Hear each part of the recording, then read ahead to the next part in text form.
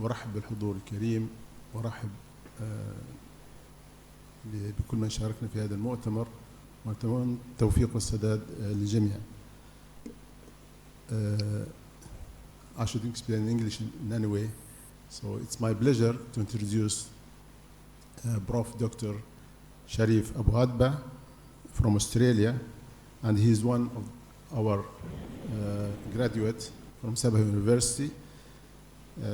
He is now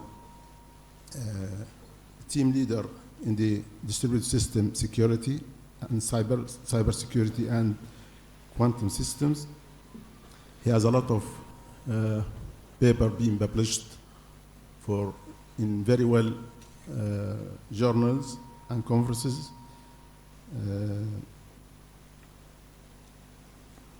He's been working in the California-based technology company for years. He has given or has been graduated from University of RMIT University in Australia. We are all welcome Dr.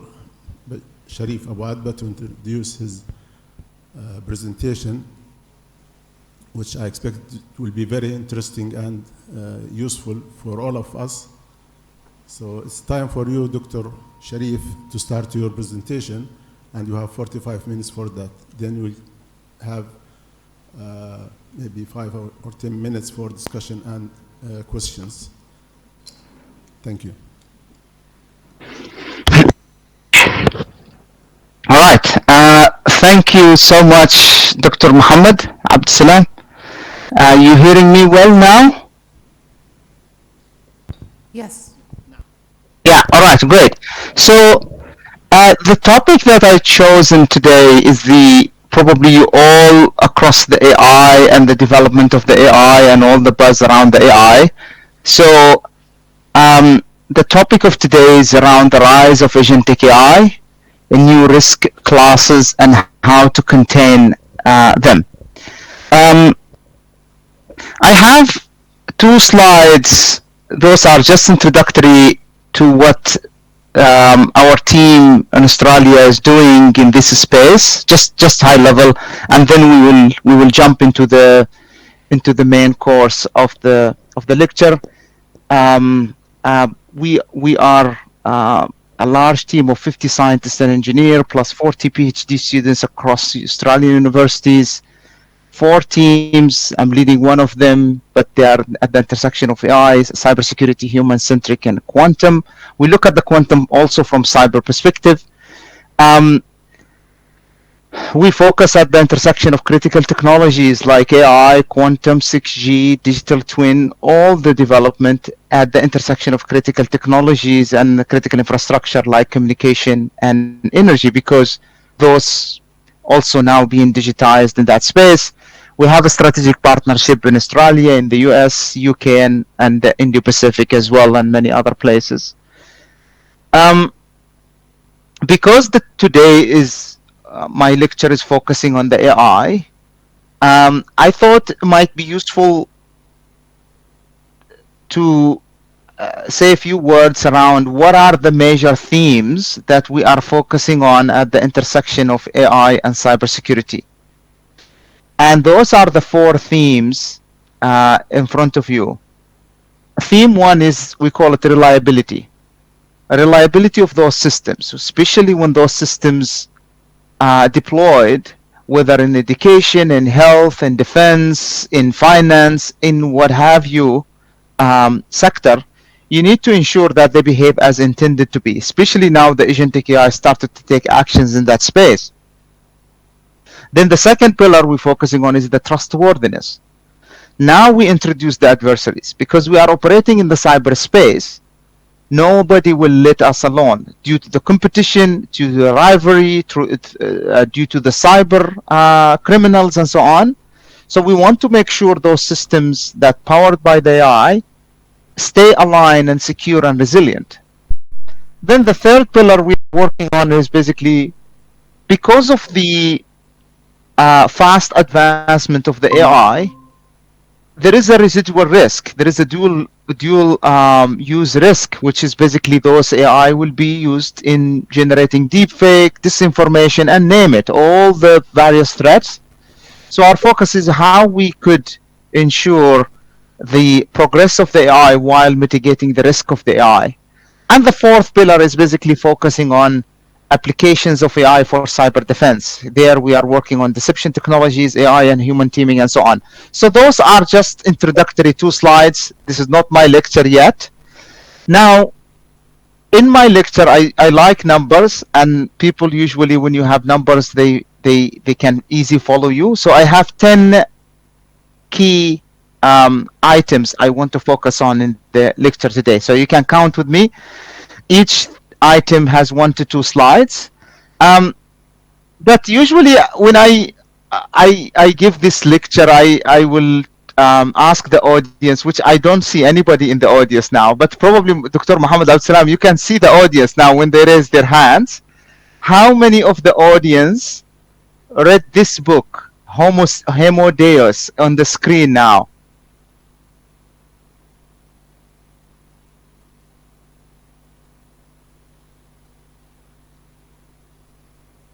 No? Okay. Unfortunately, no. Okay.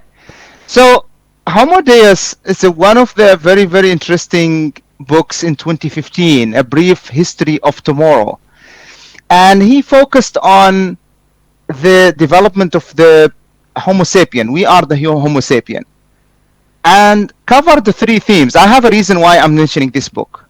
Covers that humans conquer the world, 160,000 years, all the way to 10,000 years. Second theme was humans provide value to the world. But then what I'm interested in is the third theme, which is basically the book was talking about the humans loses control. That's since 2015. That was before the generative AI, etc. And the authors of this book, they are historians, but they look at the patterns of our reliance on AI and information, etc. And I think the message, to take away message from this, from the 10 items that I'm going to cover, is basically how we're going to make sure together that we don't fall into the trap where the humans loses control, even when relying on agentic AI and all the latest development. Okay, so let's start the 10 items one by one. So item 1, what is driving the surge in AI risk now, right? And I think there are 3 main components. One is the real world consequences. As we said, due to the proliferation of AI lately, all 12 sectors of economy relying on that now, or started to adapt, whether education, health, finance, agriculture, space and astronomy. All of those spaces are now together leveraging this AI on the scale. The second one is the speed and scale, which also, as a function of that, is basically the decision velocity and volume now exceeds the human capacity. And the third one, which is very, very important, is the autonomy shift. We moved from decision support to decision making, to now with the agentic AI is action taking. So those are taking actions. So that is the key one item of today, is basically there is a drive to surge in the AI risk. Now the second item is basically the evolution of autonomy to agentic AI. And I'm sure the audience today played with AI, depends on the expertise, but I will simplify it into kind of 5 main generations, more or less. So we started with the rule-based systems. Those are 20, 30 years ago. We call it deterministic AI. It's more like following a predetermined logic. If this happened, that happened. This is like more very, very stable. That's where the most of the early on agents and multi-agent system a while back, those are 30 years ago. Then we moved into second and third, which is the classic machine learning and deep learning. And those we call them discriminative. Why? Because the classic machine learning, like for example, you are building something for malware or phishing, you collect samples, you extract features manually. That's a classic machine learning. And the idea is to draw a decision boundary between the good and the bad. Then with the deep learning, they decided, you know what? The humans are very slow to extract features. So let's do that autonomously using deep learning. So deep is just a fancy word to say we are adding layers to extract this information. And then fourth generation, we moved into the generative AI. All of you aware of the generative AI boom, which is primarily happens from 2019 onward, and the ChatGPT was the kind of the breakthrough. And now we moved into the agentic AI, and you could see the same pattern between the classic machine learning, deep learning versus generative AI and agentic AI, which is basically the same. With the generative AI, humans was interacting with the system, getting the answers. And when we moved to the agentic AI, we decided, you know what, we want the AI to take the actions themselves without the human. Okay, so I'm still in the second item, but then the key point I want to focus on is the integrity challenges across the AI eras. I'm not introducing something new here. It's the same thing like a previous slide. I want to just show you where the risk focus and why it broke across the generations. So with rule-based, it's mostly procedural correctness. With ML models, it's data quality and bias. That's the risk. And data drift is the main where things break. Deep learning, it was explainability problem because it's kind of a black box matter. Then with the generative AI, it's around the fact influence. We all heard about the hallucination problems in the ChatGPT and those ones. And lately that brings us to agentic AI, which is basically decision and action integrity. So those agentic AI are taking actions. Agents act, interact, and self-coordinate, which augment the risk out there. So that's my third item now, the decision-making shift, and I touched on that. We moved from a human-only judgment to automation assistant, to AI copilot, that's the ChatGPT moment, to now the agentic AI actions. Okay, my fourth item for today is I would say the agentic AI is here. I picked here a few examples out there from one of the sectors of the economy, but there are many, many other examples. This sector of economy is the finance. In the finance sector now, they are way ahead now in terms of adopting agentic AI. Here are just examples. BNY Mellon in the US relying on investment decisions.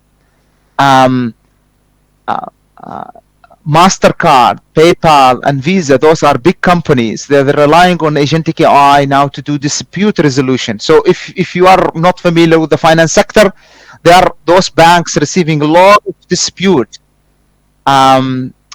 claims from the clients in millions of scale. So how do they deal with them? They are now leveraging agentic AI to get the claim, go and verify the claim, all the way to make decisions around the claim. JP Morgan is around another financial institution relying on agentic AI for financial operations as well. What makes things challenging, it's not just people and companies in the finance sector or health sector or other sectors. It's also the big companies, the big technology companies now, they are producing those agentic AI so others can adapt them quickly. Amazon introduced Bedrock. Salesforce introduced Agent Force. They want to create an agentic force, which is basically like in a company you have 1,000 employees. They want to create a agentic force employees where they can do office work, they can handle emails, they can handle documents and all of that. Anthropic has the Cloud AI decision intelligence. Google has Gemini Enterprise. ServiceNow has, Stride has. So you saw the examples, right? A lot of those tech companies introducing those agentic AIs now, which makes things complicated because let's assume that an education department in Libya, for example, want to adopt one of those pipelines. So there will be a big company, Amazon, for example, have the control over some part of that supply chain. Then there is some education companies deploying some of their AI, and then the Ministry of Education want to also oversight the process. So there are multi-parties all involved around that pipeline, which makes things more challenging when we talk about the cyberspace. Okay, so my fifth item for today, I think I have been talking about agentic AI, and some of you will be asking the question, what Sharif is talking about? I don't know what exactly the agentic AI he's referring to. So here is a simple example, and I know this is not the only one example of agentic AI pipeline. So what do you see here? It's a high-level architecture of an agentic AI pipeline. So in the middle is here is the green is the agent. The agent has some workflows like planning, action, tools, memory, which is short-term memory, long-term memory. Then that agent has access to two things, critical things. One is the intelligent, which is basically a model, and it could be a couple of models also. And then on the left side, it has access to services like content, data, code, devices, services, and all of that. And then at the top, this framework or architecture serving some application at the top. When we talked about education is one example. When we talk about finance sector is another example, right?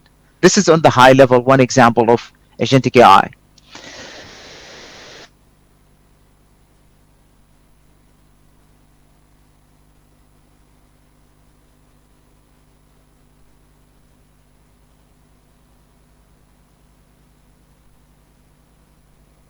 It could break at the input, like poison data, adversarial prompt, and so on. It could break around the reasoning, flawed logic chains, hallucinated reasoning steps, and so on. It could break around the tools and actions. As I showed you in the previous slide, it access to tools, someone also attacking through those tools and services. The memory, because the agent is relying on short and long-term memory, right? The planning also, someone mess up the planning component. Or more importantly, as current studies that shows from MIT and Stanford, that when the multi-agents try to coordinate together, interact together, there is a role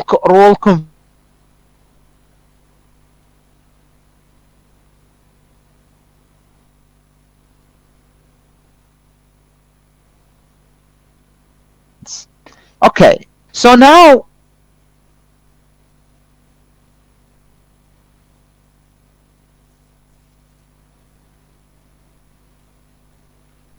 will probably depends on the media and the news that you are looking.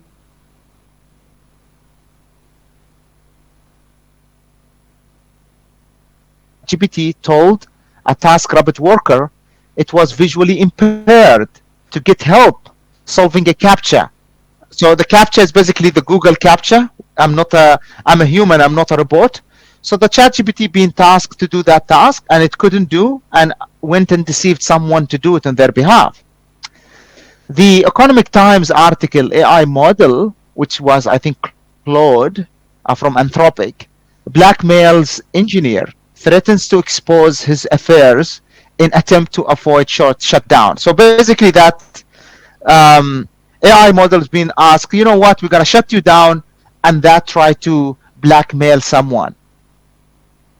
So the question for us here, basically, what those headlines means, basically, what are those threats? That brings us to our sixth item, which I touched. It is a very, very high level word, but in our space at the AI and cyber, we try to decompose that into two words: reliability and trustworthiness. So the reliability is basically, does the system behave as intended under normal operating conditions? So there is no adversarial, it's just the agentic AI. Is it reliable? I'm asking it to do 100 tasks. How reliable that agentic AI is? Then the trustworthiness is a completely different threat model, which is, does the system stay aligned, secure, and resilient when stressed or attacked? It's a completely different. That means I'm operating, but there is an adversaries are trying to attack us, and we want to make sure the system stay resilient. Okay, let's touch on the reliability quickly. There was a recent study from UC Berkeley in the US team, paper titled Why Do Multi-Agent Systems Fail? That was in 2025. So they tested, I think, around 7 agentic AI frameworks, 11 major tasks, and they came into the conclusion that the failure rate of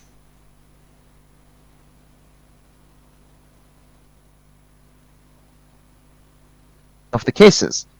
So every 100 times, it fails around 50 times. So the technology is not reliable yet.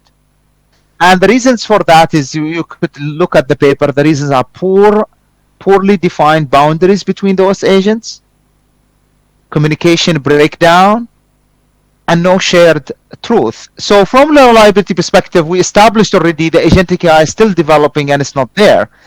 And one of you would ask why? And the main reason is basically now the intelligence behind them is hallucinate, it's not reasoning well, because the way it has been trained, the technology is not there yet, but it's progressing.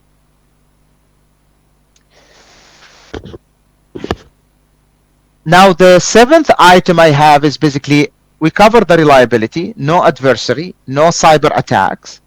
Now we're going to focus on there is an adversary in place, right? If I'm operating in the cyberspace, let's assume there is an adversary, right? The question will be, does the system stay aligned, secure, and resilient when stressed or attacked? So you probably now remember this agentic AI architecture on the right side, right? We did some work to look at what are those threats that target the agentic AI pipeline. We identified probably around 15, but I'm trying to focus on the top 10, just for your understanding. And those are mapped into this agentic AI pipeline. If you see here the red boxes, like T, that's a threat. So you could see where the threat's at between the mod agent 1 and agent 2, between the model and the agent, around the surfaces, and so on and so forth. So those are the top 10: memory poisoning, tool misuse, privilege compromise, resource overload, cascading, and so on. So when we deal with the large organization here, their first question is, help me to mitigate those top 10 threats, right? For them to be able to leverage the full potential of the agentic AI pipeline.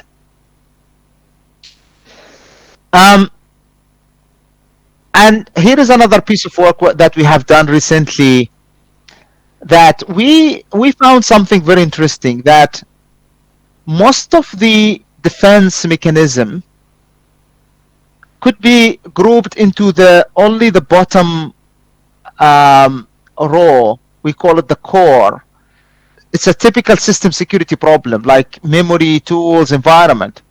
But there are 3 upper layers that are unique for the agentic AI that's still not well protected. We call them the connection, the social layer, where the agents interact with each other. They develop all sorts of behavior, competition behavior, and all of that. On top of that is basically the cognition, which is the intelligence of those agents. And on top of that is the compliance. How compliant those agentic AI pipelines are to the policies of the government and the institutions they are operating in.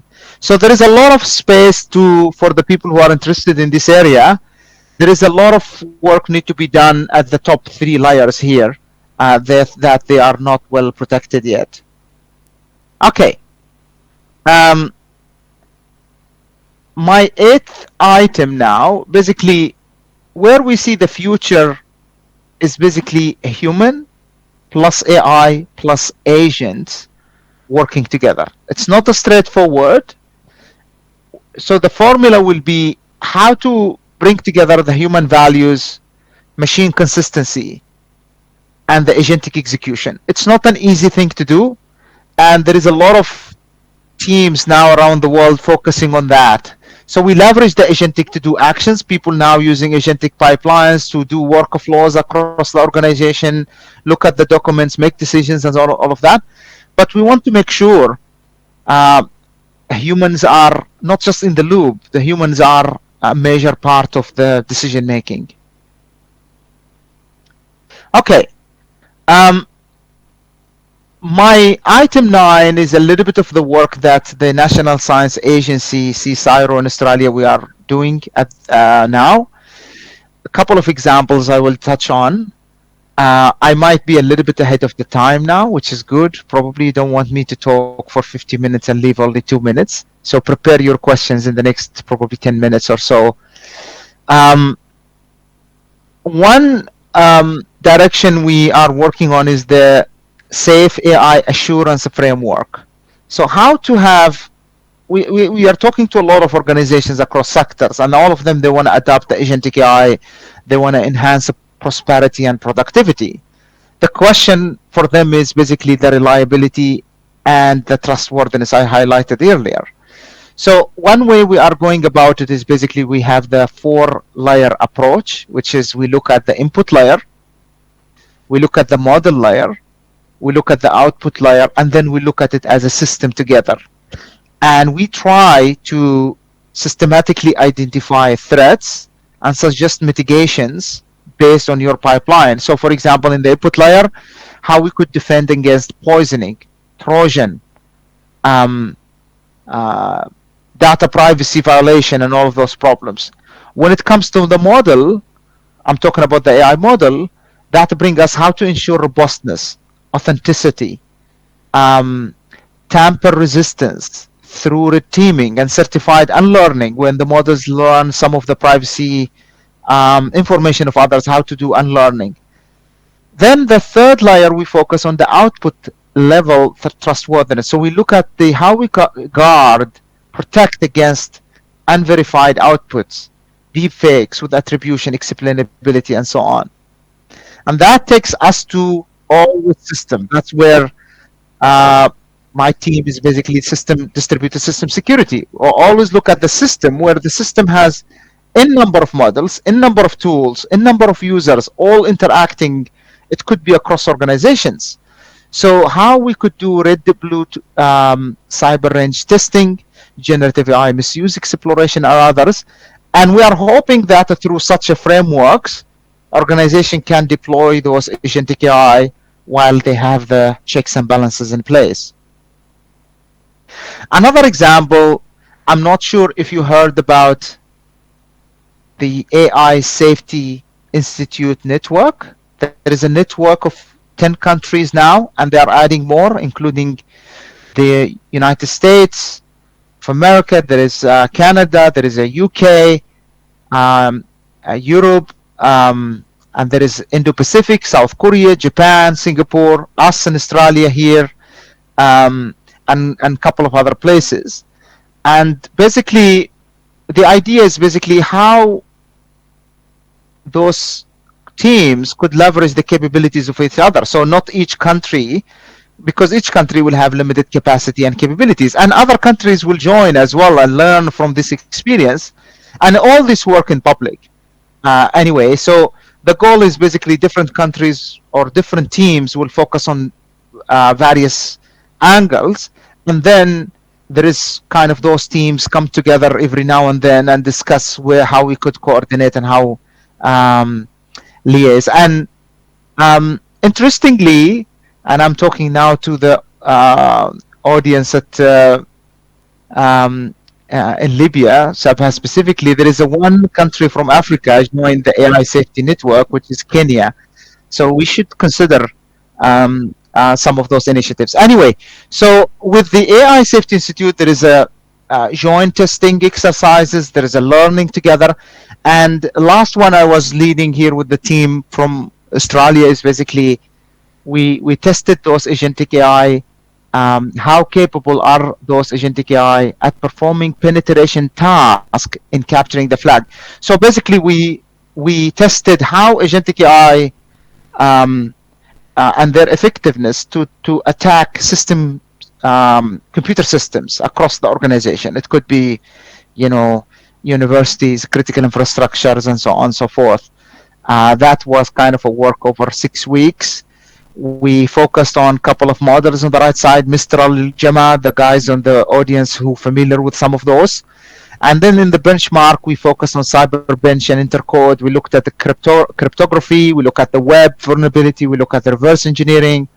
We looked at forensics. We looked at privilege escalation within the computer system, as well as we looked at Intercode, which is a lot of people who's doing web, like SQL injection and hijacking websites and others.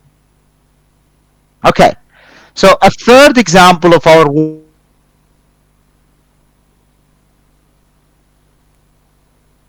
management. The question here is basically the work focusing on how we are reimagining how organizations see, assess, and respond to risk with the AI at core. So that's the overarching. We are assuming the organization have the multi-agent system.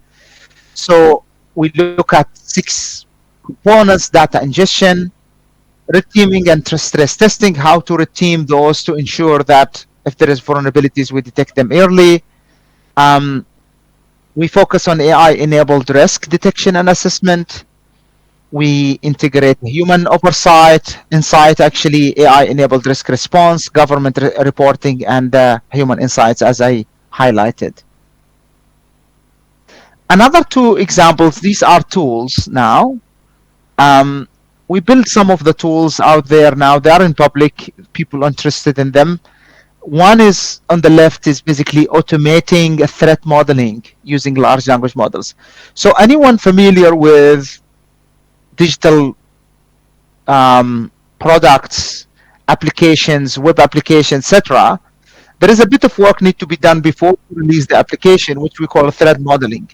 You just look at the system as a whole, make sure it doesn't have a loopholes and it's not vulnerable.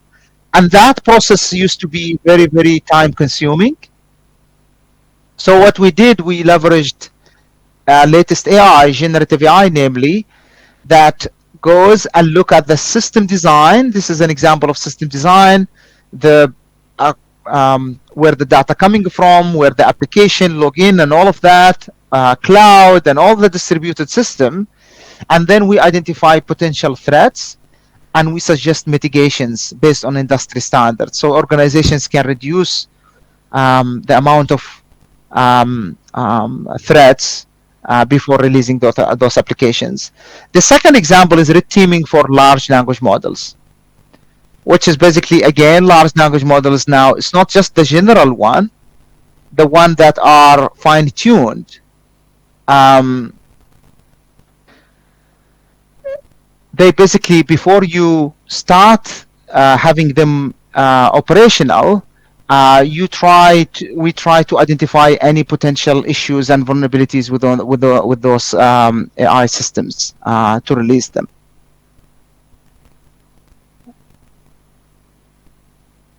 Example 5, this is another example. I probably have one or two more examples. I'm wrapping up. Generative adversarial taxonomy. Again, the work that we have done here, we looked at the generative AI and agent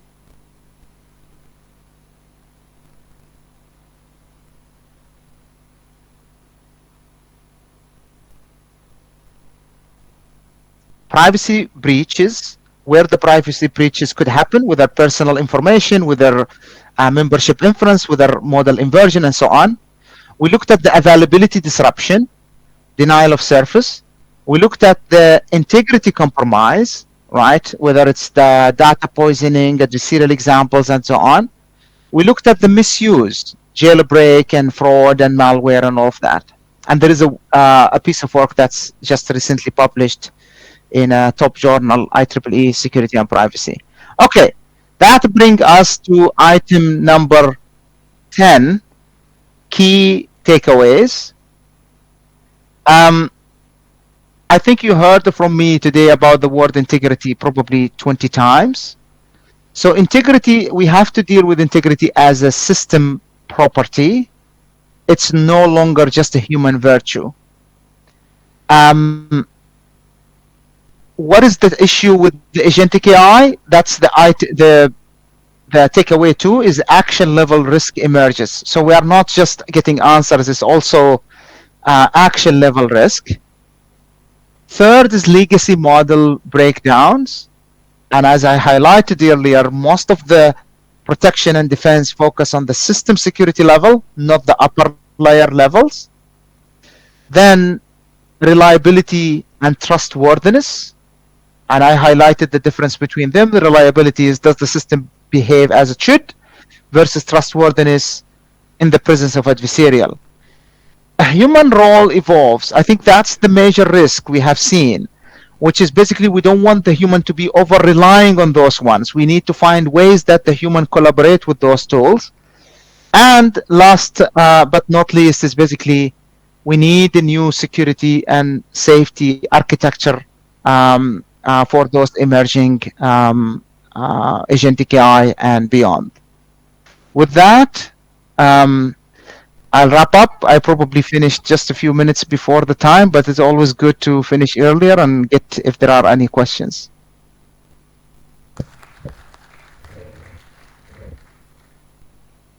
Thank you very much, Dr. Sharif, and we are very grateful for the very interesting topic that you have just presented. I'll give rise to the audience for any question they have. Dr. Mahdi Sharif.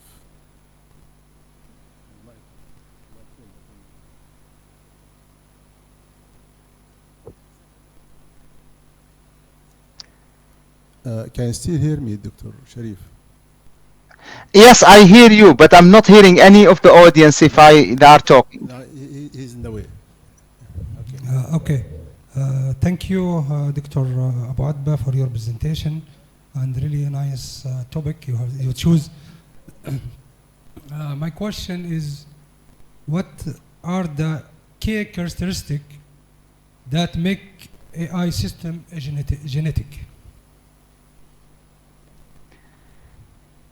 So the question is, what are the key characteristics that make the AI, what was the last word? I mean, what make the AI system genetic?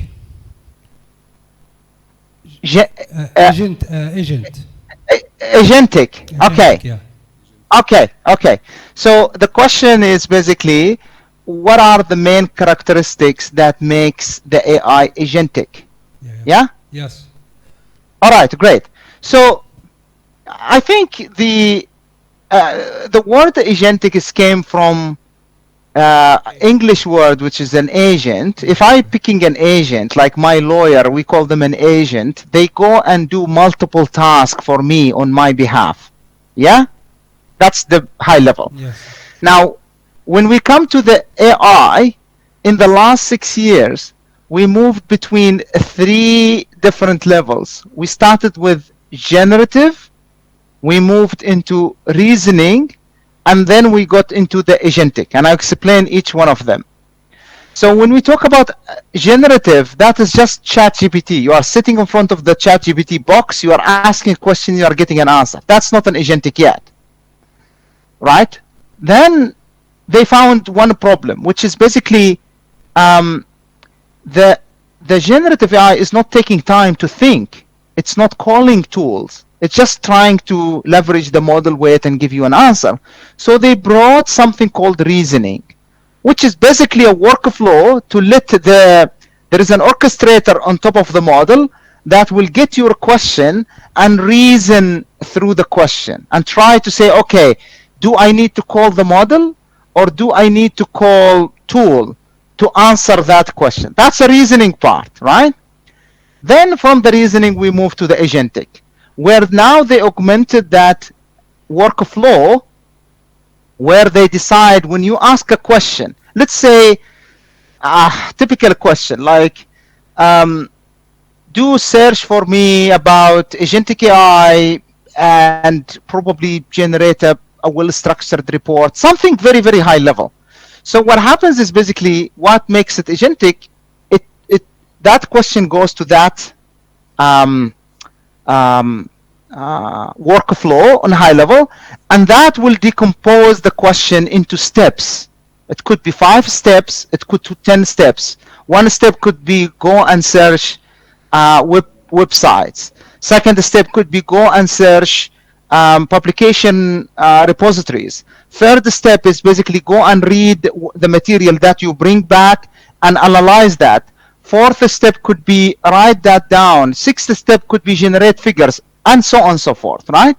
So that's what makes it agentic, which is basically decompose your question into and reason through them, and then have a number of tasks. And I'm just giving a very, very simple example, but you could see many, many other examples now happening. For example, there is agentic AI pipeline that you talk to that agentic AI, and it will go and search the cheapest flight for you, go and book accommodation, go and check your calendar. They will do a number of tasks, and that's growing now, right, among the organization. Hope that answered your question. Okay, thank you very much for your answer.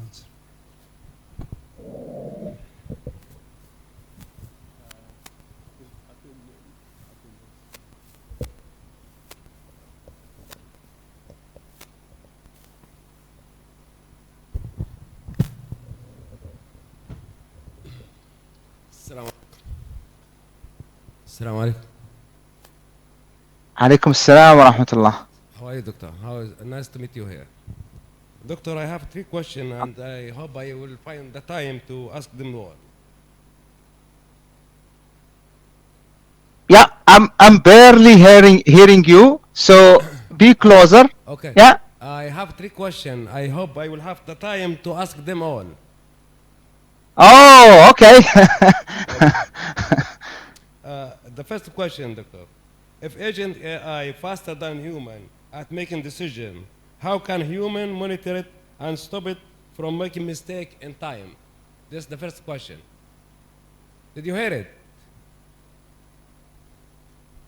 Let's go one by one. Okay. So your question 1, if I'm hearing correctly, and sorry guys, I'm repeating the question because I don't want to understand you in a wrong way. So let me repeat. So what you are asking is basically if the agentic AI taking fast decisions more than the speed of the human. Yeah. What was the last part? How can human monitor it? Monitor. How the human can monitor them? Yeah. And stop from making mistake in time. Yeah.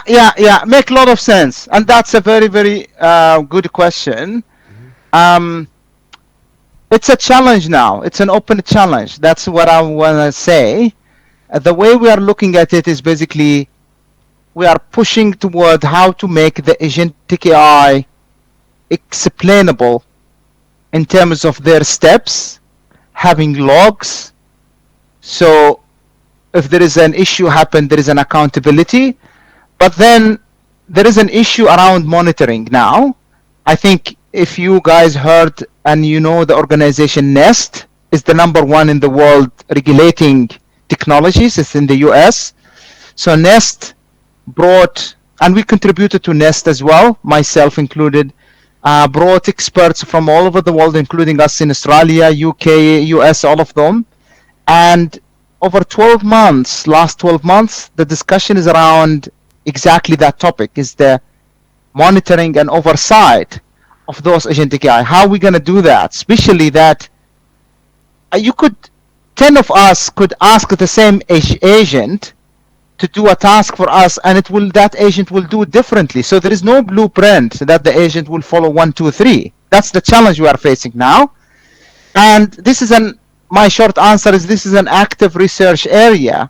And people now argue about creating something we call it AI companion, which is an AI that monitor the AI. And again, it's a challenge at this stage. Yeah. Second question, what happens if 2 different agents from 2 different companies meet each other online? Could they learn bad behavior together So two agents from two different companies, and then I lost the last part. Meet each other online. Okay. Could they learn bad behavior? Oh, yes. The answer is yes. So, as we speak, last month, we are April now, in February 2026, there was a paper published by, I think, 12, 13 organizations, including MIT in the US, Stanford, Carnegie Mellon University, top universities. What they did is basically focused on that exact topic. It's not necessarily two agents from different companies, but they focused on the agents' interactions. So what they did is basically they monitor the agents. Let's say they created 50 agents, and they saw the behavior of those agents when they've been giving a task separately from each other, right? And what that creates, and after the monitoring over 2 weeks, they found those agents actually developed the behavior of competition against each other. So some of the agents will come back and say, yes, I done the task, I completed, but the task is not done yet. It was a deceptive behavior because the agents felt that they need to compete with each other. And there are other problems from cyber perspective, which is basically if one agent is victim being compromised, it could deceive the other agent, and the other agent will not trust this agent in the next time. So there are all these sort of problems now. We call it agents interaction problem at scale. And there was one call for one research fund, big one from the UK, just closed, I think last month. It was probably 50 million pounds. Just they want the community to focus on that multi-agents interactions. The last question.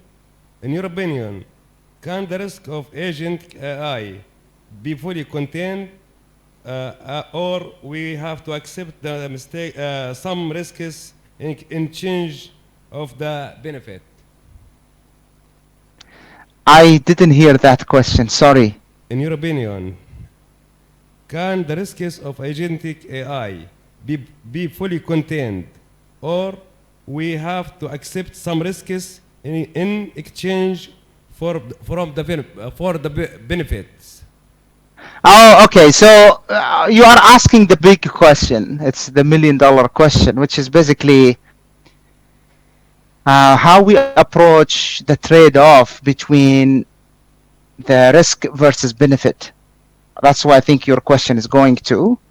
I'll tell you the way that we are approaching it now, at least what I saw in my opinion, there is a challenge. If you don't adopt those now or start looking at them, you will be far behind and from the competitive advantage. If on the flip side, if you move very fast and adopt them everywhere, it could create all sorts of risk and problems. So that's why the way we are, I don't know if I call it advocate for it, but my personal opinion, you need to have a systematic approach toward them. So let's say it depends on who you are. If you are in the government, if you are in company, if you are in university, you need to have a systematic approach to look at the use case rather than, okay, I want the agentic AI. You need to look at the the use cases that they might be helpful. What would be the gain? Let's say the benefit would be, I'm going to cut the time from a month to 3 days to do that task. Okay, if I'm going to go with that as a benefit, what would be the cost saving? Then the main question is, what would be the risk? Would I miss something? Is there a potential for us to hurt humans in the process? What we gonna do? So you have to ask all those questions, and then you have to weigh in the benefit versus the risk to make the decision. Thank you. Thank you, Doctor. I have other questions, but I don't want to take all the time. So, but Interesting questions. Thank you.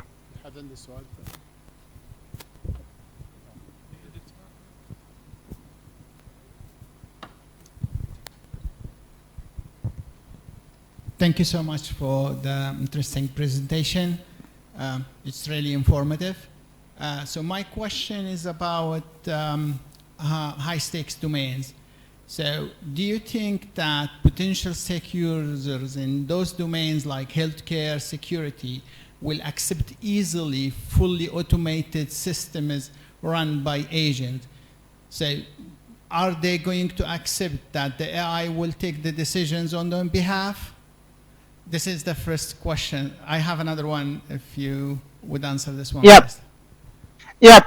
I think that's a great question, which is the guys here are wrestling with. I think it's case by case. So when you come into the healthcare, let me give examples when you talk about healthcare. There are plenty of things in the healthcare in the Western world they are looking at. So one known example is basically analyzing medical images, the X-ray and all of those.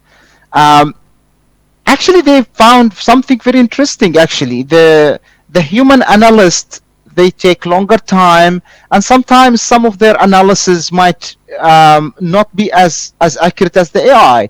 So in those cases, that agents will go and look at the medical history and look at the imagery and all of that, and be an assistant to the doctor. Of course, that doesn't necessarily mean you eliminate the human, because they're the imagery team and all of that. They will be deployed to do more things, and then the question will be how are we going to check those decisions. But if you look at it from the Western world, they are between what we call it between hard and rock place, which is basically if they have overwhelmed health sector. So people already waiting for months just without agentic AI because they didn't get their appointment in place to have their image checked and all of that. So a little bit of that is acceptable now. I'll tell you where they're not accepting it. They're not accepting it now where you talk to an agentic AI as a doctor. Like, here is my symptoms, and the agentic AI will just go and say like, oh, you have this or you have that, and give you the prescription. They are not accepting that at this stage. So what they are doing is actually they are giving AI assistant or agentic AI assistant to the doctor. So a human is there, but the agentic AI, the doctor will ask like for imagery, for other documents, so the agents will be pulling those documents, put them together. So we are still The other at the decision support system here. Yes, yes. Similarly in the cybersecurity space, so you could extrapolate, right? Because cybersecurity space, we did work for one organization in Australia that receives more than 500,000 alerts per day. More than 500,000, 500,000 alerts per day. There is no human can process that. They have large team, so they don't have the capacity. And that's where they are leveraging that agentic AI to go through thousands of those alerts, analyzing them, identifying campaigns that targeting them, and then suggest to the human to take the decision. Yeah, my second question is about digital forensics here. So once you have that complex system full of agents running all together, how to make it forensic ready? So like any other software architecture, because it will be very, very complicated to investigate like cases when the crime happened in those systems. Yes, and I think that's a great question. That's where one of the slides I have, we call it 4C, the core, connection, cognition, compliance layers. We are trying now to separate by layers.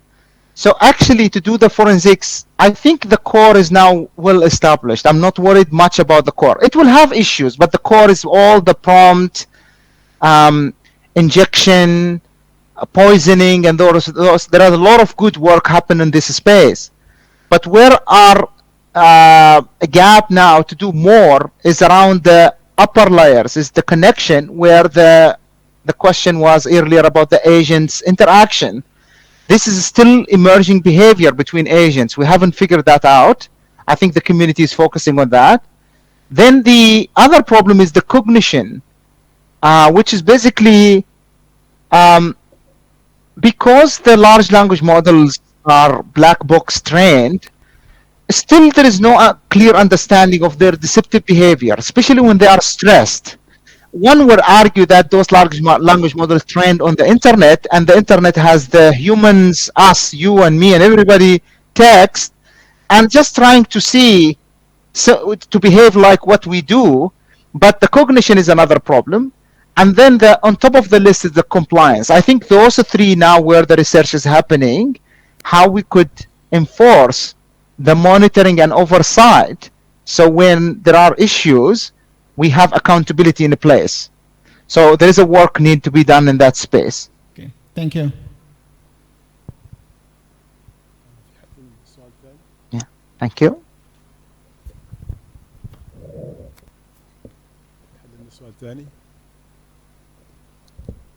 Okay, it's my turn to ask a question, Dr. Muhammad. Dr. Muhammad Absalam. Anyway, as you know, I'm not very well in cybersecurity, but my question, you came across a community which you call it as security network, which has about, you said, 10 countries being subscribed in this community. What's the prerequisite, what's the conditions that we can make? Is it dealing with the team of very specialist engineer or doctors in security, or any other conditions that you might advise us to prepare to join this community? Yes, that's a great question, Dr. Muhammad. So as you know, in many of those countries, they are evolving in governance based on the technologies that evolve in high level, right? And one area in particular showed emerging very fast is basically the AI. So what happens across those countries, under some ministry, it depends on who's, right? They started to create something called AI safety institution. So institution just by word, but there are different models. Like for example, UK, they created that under the national security agencies, and it has 100 people. They hired 100 people. But then if you go to Australia, that AI safety institution under the Department of Industry, and it has 10 people. But then they collaborate with us like CSIRO. So, and they collaborate with the university. So each of those countries, they started with creating an AI safety institution. And the reason for that is they want to oversight and monitor and do studies across all the AI that that society is adopting, and try to identify issues, try to have common ground. Like for example, if we're going to do it in Libya, just as an example, then we need to find the place where that AI safety institution, even small, and collaborate with the university. That's the starting point. And once you have that, in Japan they have different model, Korea, South Korea, Singapore, and then it's not hard. As I said, Kenya is part of it. It's not hard once you establish yourself and start to do a bit of activities around AI safety, looking at cross Libyan society, for example, or whatever society. The audience are probably mixed today. It could be North Africa, it could be what have you. And then you could reach out to this network that, okay, can we join that network? Can we benefit from that? Can we engage? And so on and so forth. And it wasn't hard. As I said, Kenya was part of it. And that's something, if there are interest and people are keen, we can look at, and I can make the connection and help the people to get the connections with the network.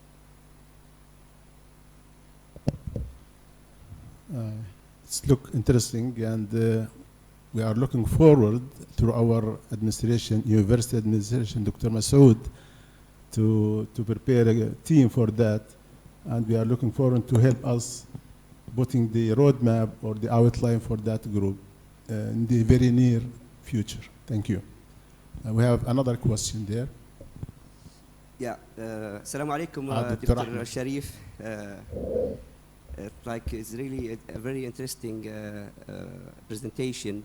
I'm really not yet entering the genetic AI field. I've been working on the, as you know, using the deep learning methods for diagnostic and predicting medical endpoints issues. So really interesting, and I think we have time later on to discuss on that and how to use it in my research activities. I was just like not questioning but commenting, like Dr. Sharif is a good and excellent example, and we're proud that he graduated from the University of Sabha Faculty of Science at that time, and we know that when we have connectivity and resources like data centers, extra, and we have the good, excellent background that we can gather from university level, we get excellent scientists. They can participate worldwide. So I encourage the University of Sabha to invest more in data centers, connectivities, and international cooperation. And I think the IEEE is a good place to start with. So thank you very much, Dr. Sharif.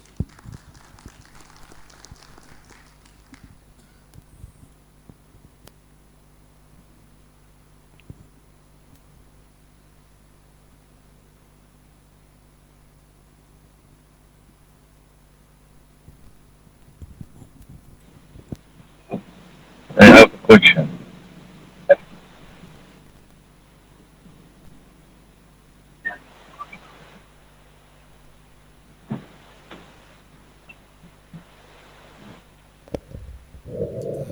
Dr. Mansour, I think he's online and he wants to ask a question.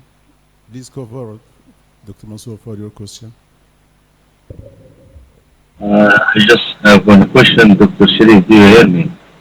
Yes, I hear you loud and clear. Thank you. Thank you. Dr. Sharif, I just want to raise alarming issue regarding usage AI in bombing campaign, what are going now in Iran and against Iran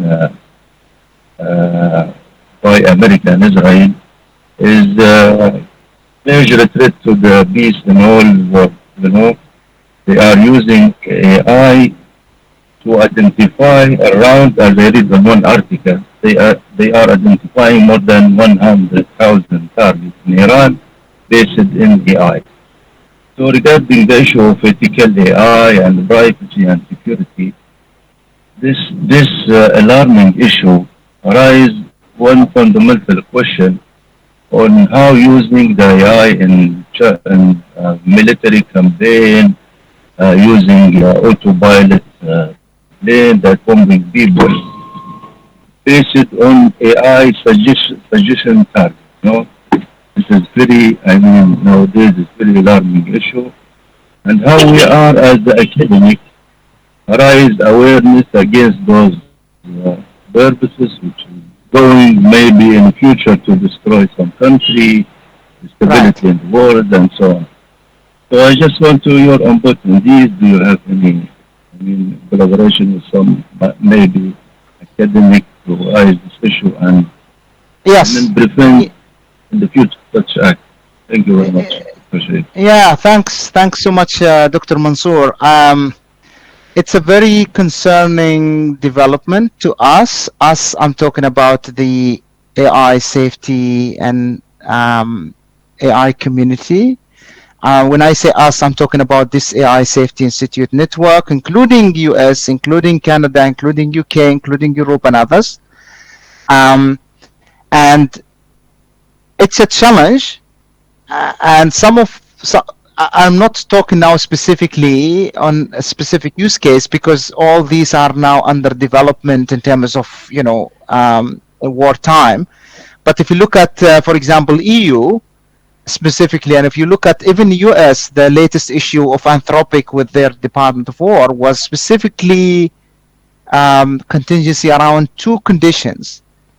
They are not accepting AI to be used against the civilians, like mass social monitoring of the society and all of that.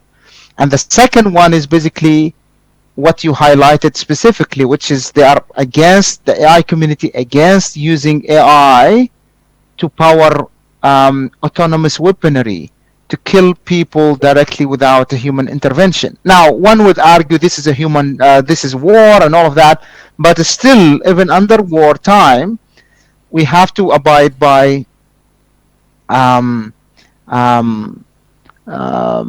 criminal, like war crimes laws and Geneva's conventions and other conventions. EU, I think, highlighted that, and it would be good for the I think the research community, academics, also to raise the awareness around the use cases, those use cases. So in Australia here, we are working, I'm personally working in a project with the Australian Defence.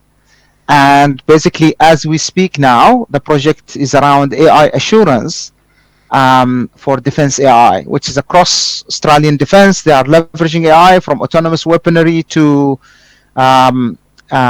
enterprise use. They want to make sure it's abide by certain principles, right? Those principles including fairness, including accountability, including explainability, included reliability and security, included those. And those are high level, but then they found out that there are a lot of vendors coming, selling them various products, and they're asking us now from AI perspective, give us the properties, give us the threats that from the AI perspective that we need to pay attention to. When the vendors comes to them, they want to say, okay, show me the performance of your AI against those 5 things or 10 things, right? UK Defense doing the same. Some of the Indo-Pacific doing the same. US is a little bit now all over the place case, but I encourage the scientists in the audience, I think, to highlight that, and if there is some follow-up works in that space. And just a follow-up question. Yeah, sorry, I said probably follow-up thing, also the drones, right? Because the drones are autonomous AI. Sorry, Dr. Mansour, go ahead. I just want to add follow-up, highlighting follow-up question. You know the incident of Minab school whereby around 160 girls and boys were hit and killed.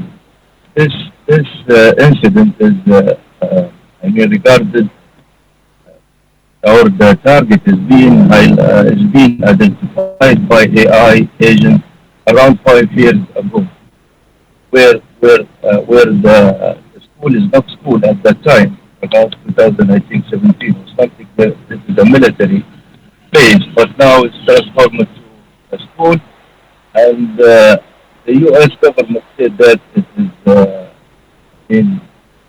not the military target, a legitimate military target, and they are hitting around 160 incidents or innocent kids in the school. So it's not just alarming. I think it will continue in Gaza.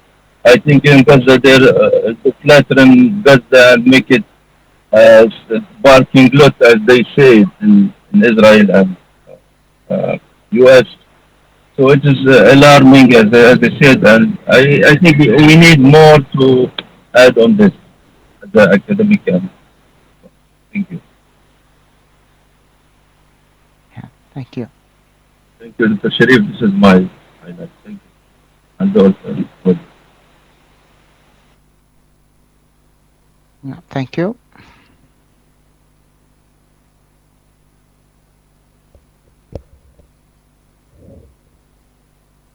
Any more questions?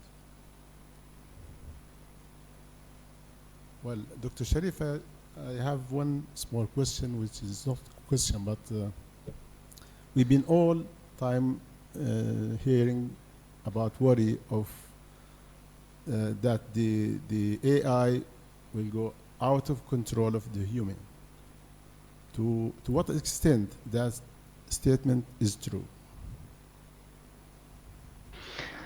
So I barely heard you, Dr. Muhammad. So the question is, I can read the ask the question again. We from time to time through the reports, the media and in the news, we always hear that there is a worry, there is a concern that the AI will eventually become out of control of the human.